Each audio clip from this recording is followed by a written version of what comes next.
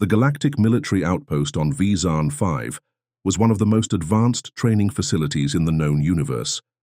It had seen thousands of recruits, hardened warriors from over 50 species, each prepared to endure the brutal training regimens required to become soldiers of the Galactic Defense Corps.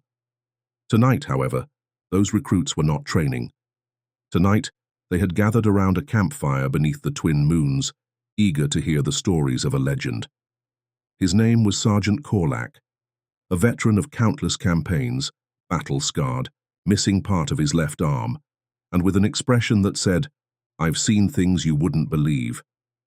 If you wanted to learn about real war, you listened to Korlak.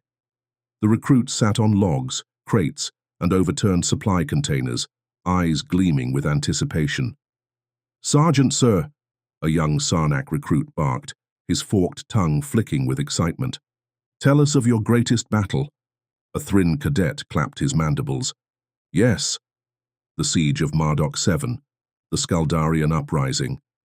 A crystalline Cathari warrior leaned forward, his glass-like limbs shimmering in the firelight. "You once fought the hive queens of Zelnar, didn't you?" Korlak lit his pipe, took a slow drag, and smirked. "You kids want to hear about my toughest battlefield?" The recruits nodded eagerly. Korlak exhaled a thin stream of smoke, stared at the fire and muttered, "You ever hear of Earth?" Silence. The recruits exchanged glances. A young Vorlix, whose species had no visible bones, shuddered. "Earth? That's a death world, isn't it?" The Sarnak recruit scoffed.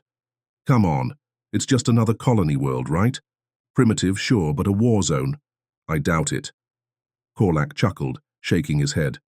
"Oh, you poor, naive fools." He leaned forward, his voice lowering. "You think war is bad? You think battlefields are scary?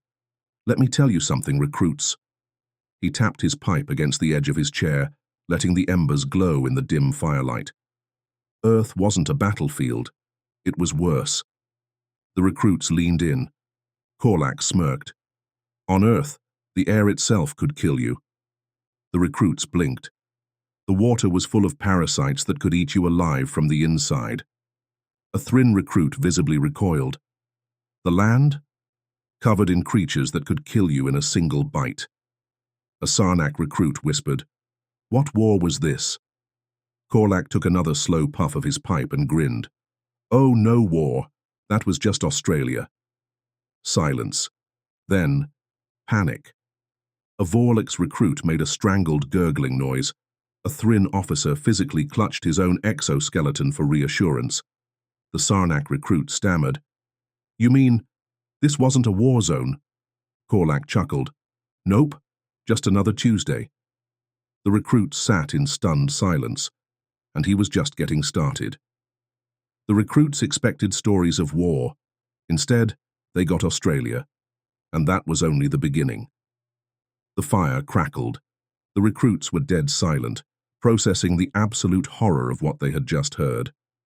Korlak took his time, casually tapping out his pipe, completely unbothered by the existential crisis he had just inflicted upon the next generation of soldiers. The young Sarnak recruit, his usual bravado shaken, stared in disbelief. "You mean to tell me that an entire continent on this Earth is a death world?" Korlak chuckled. "Oh, Australia was just one part of it. Earth had plenty of other ways to kill you." A Vorlix cadet made a horrified wheezing noise. "Plural? Plural death worlds on the same planet?" The Thrin officer, usually cocky, was gripping his own exoskeleton for comfort. I don't believe you. You must be exaggerating." Korlak raised an eyebrow. "Exaggerating? Kid, we haven't even gotten to the sports yet." The recruits visibly paled. "Sports?" Korlak smirked. "You ever hear of free solo climbing?" The Thrin cadet hesitated. "Is that some kind of military infiltration technique?" Korlak exhaled slowly. "Nope. It's when humans climb massive cliffs, sometimes thousands of feet high, with nothing but their fingers." The Cathari recruit's glass-like limbs trembled. They do this for survival training?" Korlak laughed. "Number, they do it for fun. Silence. A Sarnak officer physically took a step back. Who forces them to do this? Korlak took a slow sip from his flask. No one. They choose to do it. The campfire crackled. The recruits stared at him in pure disbelief. A Vorlix cadet finally whispered what they were all thinking. What kind of species does that? Korlak leaned forward, his voice calm. Deathworlders. The recruits were already shaken, but they weren't ready for what came next. Humans don't just survive their death world, Korlak continued, his tone amused. They actively seek out ways to fight it. The Thryn cadet, voice shaky, muttered, You mean like elite soldiers, right? Korlak grinned. No, kid. Civilians. A Cathari officer twitched violently. Civilians? But... Korlak held up a hand. Let me paint a picture for you. Imagine a scorching desert, stretching for miles, the heat capable of cooking flesh, the air so dry it steals the moisture from your lungs. A Vorlix recruit was visibly hyperventilating. And now, imagine a human, just running across it. The Thryn cadet made a choking sound. For what? For what purpose? Korlak shrugged. For a medal, I think. The campfire flickered. A Sarnak recruit shook his head. You expect me to believe humans willingly march through lethal deserts for honor? Korlak smirked. March? Number they race? The Cathari officer physically clutched his own face. What do you mean, race? The recruits were visibly deteriorating. Their entire understanding of survival, war, and mortality was crumbling. Korlak, deeply enjoying this, leaned back in his chair. I fought in 3 planetary invasions, 2 orbital sieges, and the Zelnar hive wars. The recruits listened intently. But the deadliest thing I ever faced, the one enemy I could never prepare for. They leaned in. Korlak sipped his drink. Earth itself. A Thryn recruit physically gagged. Korlak nodded. I was stationed on Earth for a survival exchange program. They wanted to see if we could handle their environment. A Vorlix cadet let out an involuntary, horrified gurgle. And? Could you? Korlak sighed, shaking his head. Nope, not even close. The fire crackled. Korlak continued. I've seen hurricanes tear through entire cities like they were made of paper. Tornadoes rip the land apart in broad daylight. I've seen earthquakes swallow buildings whole. Blizzards that could freeze a man solid in minutes. The Cathari recruit visibly cracked part of his crystalline body. And humans survived this? Korlak took another sip of his drink. Survived? They named them. They tracked them. They gave them categories. A Sarnak recruit, his scales losing color, muttered, You mean they expected them? Korlak nodded. Yup, and still built cities right in the middle of danger zones. A Vorlix cadet physically shut off his recruitment hologram. I don't think I want to be a soldier anymore. The fire crackled. Korlak smirked. Oh, I haven't even told you about the wildlife yet. The recruits audibly whimpered. The recruits thought they were ready for war. Now, they weren't sure they were ready for Earth. And Korlak was just getting started. The recruits were already mentally collapsing, but they weren't ready for what came next. Korlak, smirking at their suffering, tapped the side of his flask and leaned forward. All right, kids. You think the weather was bad? You think the terrain was terrifying? Well, buckle up, because Earth didn't just try to kill me with the environment. He took a slow sip. It had apex predators. Silence. The recruits visibly flinched at the phrase. Predators, a Cathari officer croaked. Korlak nodded. Predators, creatures designed by evolution to hunt. Now you might be thinking, well, Sergeant, all planets have predators. Yeah? Well, Earth's predators don't just hunt. They take it personally. A Thryn cadet choked on his own breath. You mean, they don't stop? Korlak sighed. Oh no, they stop. Once you're dead. The campfire crackled. Korlak stretched, rolling his shoulders. Let's start with something simple. You ever hear of a crocodile? A Vorlix cadet, already halfway melted from stress, shuddered. No, and I don't want to. Korlak ignored him. All right, picture this. You're walking near a body of water. It looks safe. It looks peaceful. Then, bam! Something the size of a dropship explodes out of the water, clamps its jaws on you, and drags you under. The Sarnak recruit physically recoiled. What? How do you escape? Korlak shook his head. You don't. If you're lucky, you die instantly. If not, it spins. It spins you to death. The Vorlix recruit made a strangled noise. It spins? Korlak nodded grimly. It's called a death roll. The crocodile grabs you, pulls you under, and spins until your limbs rip off. A Cathari cadet dropped his drink. You are lying. Korlak smirked. Wish I was. I saw it happen. That was before I learned about hippos. I'm sorry, hippos. The recruits had barely recovered, but Korlak wasn't done. All right, hippos. You'd think they'd be safe, right? They're just fat, water-loving herbivores, yeah? A Sarnak cadet nodded cautiously. Exactly. They are herbivores. How dangerous could they be? Korlak exhaled. They kill more people than most wars. The recruits froze. The Thrin cadet twitched. I'm sorry. What? Korlak nodded. They don't hunt you. They just kill you for fun. You can be minding your own business, not even near them, and suddenly, bam, hippo attack. No reason, no warning, just violence. A Vorlix recruit shook his head. That's not normal.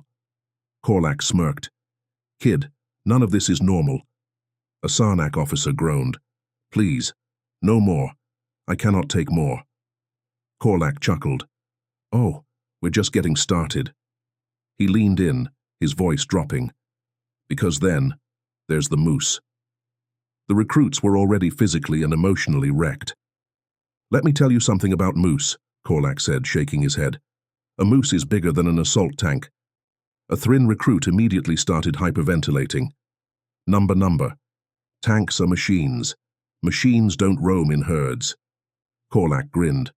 Oh, but moose do. A Cathari cadet whimpered. What do they hunt? Korlak laughed. Nothing. They just exist, and they're angry about it, all the time. The campfire flickered. The Sarnak recruit was shaking. But what triggers them? Korlak smirked. Kid, they don't need a reason. They just wake up and choose violence. The Vorlix cadet collapsed onto the ground. I need to lie down. Korlak took another sip from his flask, grinning. Oh, we're almost done. The recruits were already mentally destroyed. They had heard about storms, predators, and animals that could crush tanks. But then they made one mistake. They asked what the worst thing was. A young Sarnak officer, still shaking, whispered, Sergeant, what was the worst thing you ever faced? Korlak went silent. For the first time that night, he didn't smirk. He took a long, slow breath, sipped his drink, and stared into the fire. The recruits leaned in. Korlak finally spoke. A goose. Silence. Total, absolute silence. A Thrin cadet finally coughed. I don't understand. What is a goose? Korlak exhaled. Evil incarnate. The recruits exchanged confused glances. It's a small feathered creature, Korlak explained, voice quiet. No bigger than your average rations crate. No fangs, no claws. A Sarnak recruit frowned. Then why was it so bad? Korlak's expression darkened. Because it didn't care. It didn't hunt. It didn't eat meat. It just attacked. Unprovoked. A Vorlix recruit whispered in horror. Why? What did it want? Korlak looked them dead in the eye. Nothing. It simply chose violence. The campfire flickered. The recruits sat in stunned silence. Korlak sighed. I shot at it. I missed. It didn't even flinch. It just kept coming. I ran for miles. I had never known terror like that day. The Thrin cadet physically turned off his recruitment hologram. I don't think I want to be a soldier anymore. A Cathari officer whimpered. I am never visiting Earth. Korlak took another sip of his drink. Smart choice, kid. The fire crackled, and the recruits sat in terrified silence. The recruits thought war was bad. Then they learned about the goose, and Korlak still wasn't done. The campfire burned low, crackling softly against the night air. The recruits, once eager for war stories, now sat in silent horror. A Thryn cadet, once a proud warrior, stared into the fire like a broken man. A Cathari officer's crystalline limbs trembled, faint cracks forming from sheer stress. A Vorlix recruit had not moved in minutes, and the Sarnak recruit, who had asked for a story, was now visibly regretting every choice that had led to this moment. None of them spoke, because there were no words. Korlak, deeply enjoying their suffering, took another slow sip from his flask. You kids all right? The Thryn cadet twitched. You ran from a goose? Korlak nodded gravely. Ran? Kid, I barely escaped with my life. The Vorlix recruit wheezed. But it's so small. Korlak sighed. You don't get it, do you? It wasn't about survival. The goose didn't want food. It didn't want territory. It just wanted me to suffer. The campfire crackled. A Sarnak officer whimpered. What did you do to provoke it? Korlak gave him a long, tired look. Nothing. That's the point. It chose violence. The Thryn recruit whispered. What? What happened when you ran? Korlak took a deep breath. I ran across an open field. It chased me. I ran into the water. It swam after me. I tried to climb a tree. It waited. A Cathari officer covered his face. No, that's not possible. Korlak chuckled darkly. Kid, I've fought genetically modified warlords. I've taken down sentient bioweapons. I've led orbital invasions. And to this day, nothing haunts me more than the sound of that goose honking behind me. The Vorlix recruit was physically melting. The Thryn cadet sat in stunned silence. A Sarnak recruit turned off his military recruitment hologram. I don't think I want to be a soldier anymore. The recruits were broken. They had come to the Galactic Academy to prepare for war. But nothing in their training manuals had prepared them for this. The Thryn officer swallowed hard. Sergeant, you fought in 3 wars. You've seen battle across the galaxy. And yet, you say Earth was the worst?